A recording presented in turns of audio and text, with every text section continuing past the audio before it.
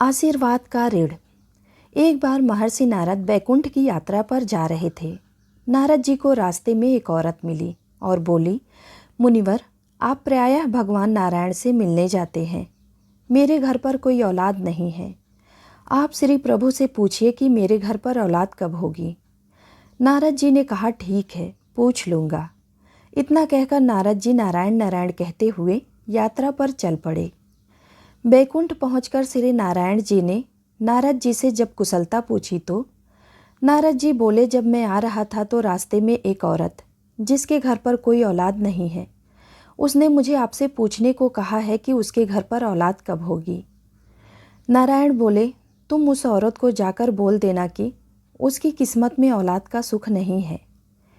नारद जी जब वापस लौट रहे थे तो वह औरत बड़ी बेसब्री से नारद जी का इंतजार कर रही थी।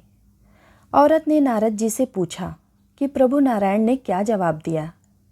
इस पर नारद जी ने कहा, प्रभु ने कहा है कि आपके घर पर कोई औलाद नहीं होगी।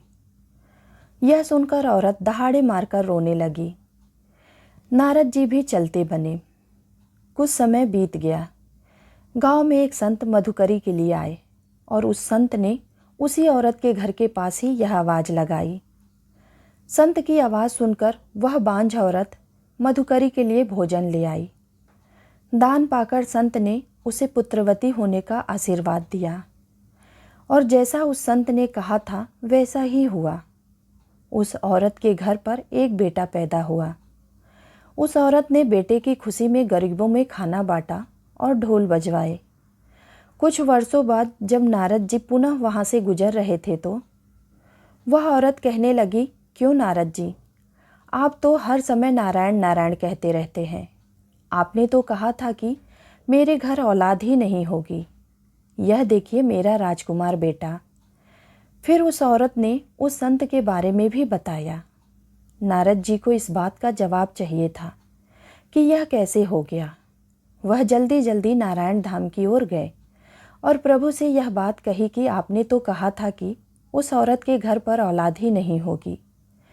क्या उस संत में आपसे भी ज़्यादा शक्ति है? श्री नारायण बोले, आज मेरी तबीयत कुछ ठीक नहीं है।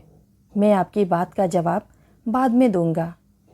पहले आप मेरे लिए औषधि का इंतजाम कीजिए। नारद जी बोले, आज्ञा दीजिए प्रभु। श्री नारायण बोले, नारद जी, आप भूलोक जाइए और एक प्याली रक्त लेकर आइए। नारद जी कभी इधर कभी उधर घूम रहे पर एक प्याली रक्त नहीं मिला। उल्टा लोग उपहास करते कि नारायण बीमार हैं। आखिर चलते चलते नारद जी किसी जंगल में पहुँचे। वहाँ पर वही संत मिले जिसने उस औरत को बेटे का आशीर्वाद दिया था। वह संत नारद जी को पहचानते थे।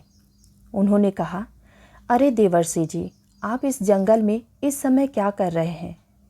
इस पर नारद जी ने जवाब दिया, मुझे प्रभु ने किसी इंसान का रक्त लाने को कहा है।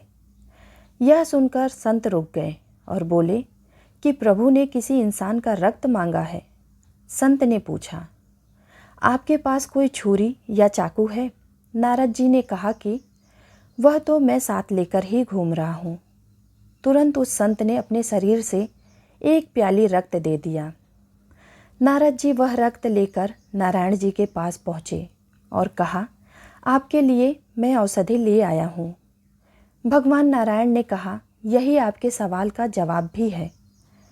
जिस संत ने मेरे लिए एक प्याला रक्त मांगने पर अपने शरीर से इतना रक्त भेजकर मुझे अपना ऋणी बना लिया है, जो मुझसे इतना प्रेम करता हो, क्या उस संत के आशीर्वाद देने पर मैं किसी को बेटा भी नहीं दे सकता?